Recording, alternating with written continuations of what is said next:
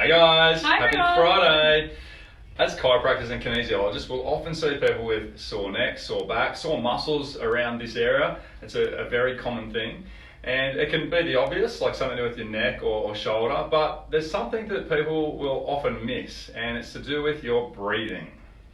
Now, breathing's one of those subconscious things. It's kind of buried away deep in the brain. It's something you don't have to think about. So down in your brainstem where a lot of your automatic functions happen, so like breathing, also heart rate is in there as well, and just a lot of other unconscious things that you do without even realizing can be buried down in that brainstem.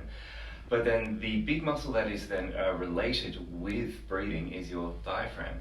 Yeah, and so really interestingly, when we go back to our basic anatomy, so the nerve supply that gives all the electricity and all the voltage to our diaphragm actually comes from our neck, so C3, 4 and 5. Now, what we actually know, so this is right in this part of our neck here, some other research has actually showed that people that have chronic neck pain or have a lot of tension in the back of their necks actually had a decrease in their respiratory strength. So if we aren't getting enough air in, then our body again needs to compensate for that, and so that's where we see that we will start using different accessory muscles to breathe instead. So these are muscles in our neck, so muscles like our SCM, our pecs, our serratus anterior. So basically a lot of the muscles into our neck, chest and around our shoulders will get really tense and be really hard to reduce that tension out of, because our body is constantly compensating with them to actually get more oxygen in.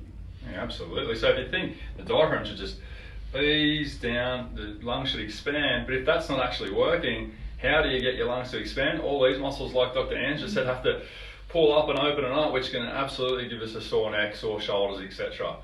So one thing to think about is that the diaphragm or your breathing and all these other muscles that help you breathe don't actually ever turn off, because we don't stop breathing. So if you think there's an issue with your breathing muscles, that issue is going to be there and very prevalent, because it's something that happens all the time, unlike a muscle that you might use in a certain sporting activity, for example. That's why it can be something that can be harder to find, because it's just always there.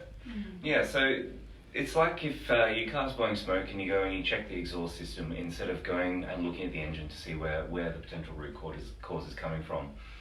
So if you're curious about how we might be able to help with you around breathing pattern and your neck or upper back pain, don't forget to give us a call and see how we can help you out. But also keep your eyes peeled for future blogs and videos, because we will be talking a little bit about some extra exercises around breathing as well to see how we can help you out.